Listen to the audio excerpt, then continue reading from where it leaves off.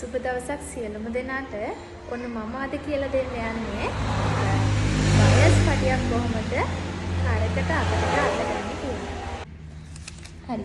අපි බලමු මේ කොලයක් අපි අරගෙන මුලින්ම මේක රෙද්ද විදියට ගත්තොත් මේකේ පළල පැත්ත තමයි මේ පැත්ත. මේ පැත්ත තමයි මේ රෙද්දේ පළල පැත්ත. මේ පැත්ත තමයි රෙද්දේ දිග පැත්ත.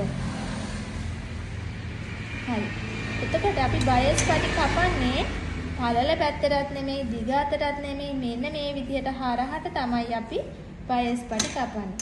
මුලින්ම අපි මේ විදිහට සරල රේඛාවක් ගහගෙන ඒ රේඛාව දිගේ මෙන්න මේ විදිහට අඟල බැගින් මාක් කරගෙන යනවා.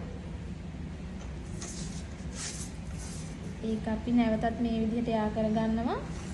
මේ වගේ අඟල ගානේ මාක් කරලා අපිට මේ රෙද්දේ ඇති වෙනකන් බයස් පටි කපා ගන්න පුළුවන්.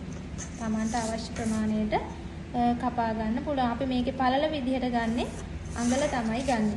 ඉතින් මේක අපි මෙහෙම නූල් හරස් අතර තමයි එතකොට මේක කැපෙන්නේ. ඒ හේතුව තමයි මේක අපිට අවශ්‍ය විදිහට නමා ගන්න පහසුයි මේම හරස් අතර කපපුවාම. ඒක තමයි බයස් පටියේ තියෙන වෙනස. මේ තියෙන්නේ අපි ඒ විදිහට අඟලට කපාගත්ත බයස් පටි කීපයක් තමයි මේ තියෙන්නේ. ඉතින් මේකේ පොඩි මෙන්න මේ විදිහට ඇදෙන ගතියක් තියෙනවා නූල් හරස් අතට කැපිලා තියෙන හින්දා. ඒකෙන් තමයි අපිට අවශ්‍ය විදිහට නමාගෙන පහසුවෙන් මේ බයස් පටිය මහ ගන්න පුළුවන් වෙන්නේ. ඒ හින්දා තමයි අපි මේ හරස් අතට රෙද්දේ මේ බයස් පටි කපන්නේ. අපි මේ බයස් පටි අල්ලගන්න මෙන්න මේ විදිහට මම කරහැඩයක් අරන් තියෙනවා. මේකේ රෙද්දේ හොඳ පිට පැත්තෙන් මේ බයස් පැටිය අල්ලගන්න.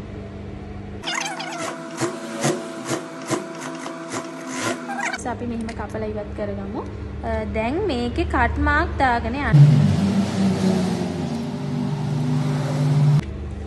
මහ ගන්න පහසුයි. දැන් මේක බයස් පැටිය පැත්තට සීම් එක හරවලා නැවත අවුට්ලයින් එකක් ගහ ගන්න ඕන.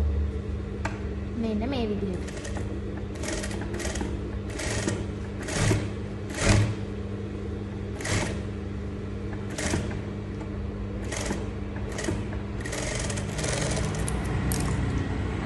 මේ විදිහට ගහගෙන දැන් තියෙන්නේ කන පිට පැත්තට හරවලා මෙන්න මේ බයස් පටිය හරියටම නූල උඩින් තියලා මෙන්න මේ විදිහට නමා ගන්න.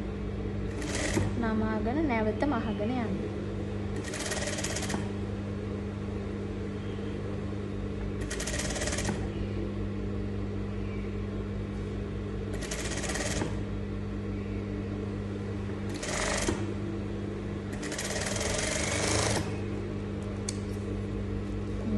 කන පිට පැත්තත් ලස්සන ෆිනිෂින් එකක් එනවා.